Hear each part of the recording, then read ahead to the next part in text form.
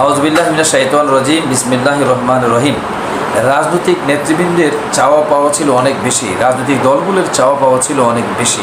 সবার সব দাবি মানা সম্ভব হয়নি, তবে প্রত্যেকটা রাজনৈতিক দলের কিছু কিছু চাওয়া পাওয়া এই জুলাই সনদ স্বীকৃতির মধ্য দিয়ে প্রতিফলিত হয়েছে।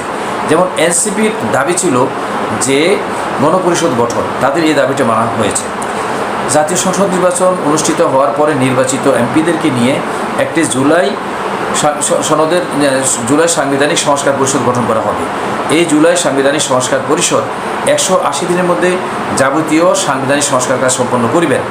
জামাতে ইসলাম সহ 8 দলের দাবি ছিল যে বিশেষ অধ্যাদেশের মধ্য দিয়ে জুলাই সনদের সাংবিধানিক স্বীকৃতি দান করতে হবে। তাদের এই দাবিটিও মানা হয়েছে।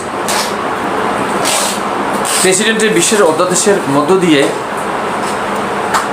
জুলাই সনদের সাংবিধানিক স্বীকৃতি দান করা হয়েছে। বিএনপির একটা দাবি ছিল জাতীয় সংসদ নির্বাচন এবং হানা ভোট একই তারিখে অনুষ্ঠিত হতে হবে। তাদের এই দাবিটিও মানা হয়েছে। এখন জাতীয় সংসদ নির্বাচন, হানা ভোট একই তারিখে অনুষ্ঠিত হবে। এখানে হানা ভোটের ক্ষেত্রে একটি ক্লজের জায়গায় এখন 4টি ক্লজ যোগ করা হয়েছে, অর্থাৎ 4টি প্রশ্নের একটা প্যাকেজ তৈরি করা হয়েছে, যার হানা ভোট দিতে হবে একটি, হ্যাঁ কিংবা না।